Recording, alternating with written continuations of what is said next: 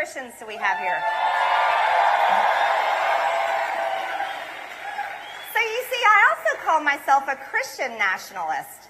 And that's not a bad word. We need to be the party of nationalism, and I'm a Christian and I say it proudly. We should be Christian nationalists. And when Republicans learn to represent most of the people that vote for them, then we will be the party that continues to grow without having to chase down certain identities or chase down, certain segments of people. I am shocked that majorly tainted Grinch, the congressperson that wants us to be a nation of Christian nationalists, just voted against religious freedom. Wow.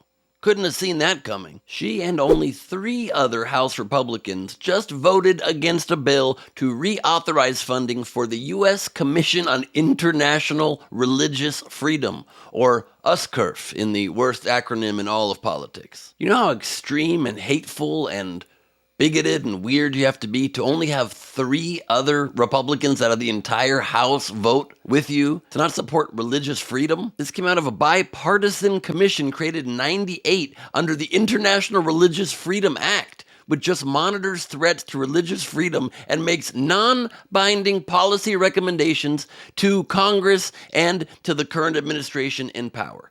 And who were the other 3 that voted against it? Gohmert, white supremacist. Thomas Massie, the only no vote on a bill earlier this year to condemn anti-Semitism, and was the only Republican to vote against it. When you're the only Republican voting against something, you know you are a dick of the highest order. And Chip Roy of Texas, who normally seems to at least have some morals, while he for many months was desperately down to try to do whatever they could to find votes to overturn the election and give it to Trump, when evidence didn't appear, he was one of the few Republicans to firmly tell the administration, to tell Mark Meadows and others, we got to stop this. Please don't make this happen. We're going to lose everything that our country stands for here. And voted to certify the election.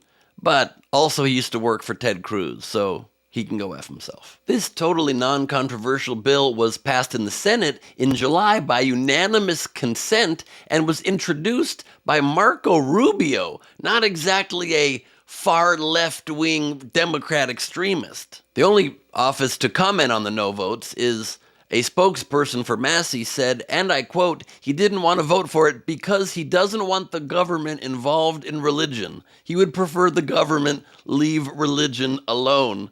Like the government's Britney, leave religion alone, when the whole point of this bill is to ensure that governments around the world leave religion alone.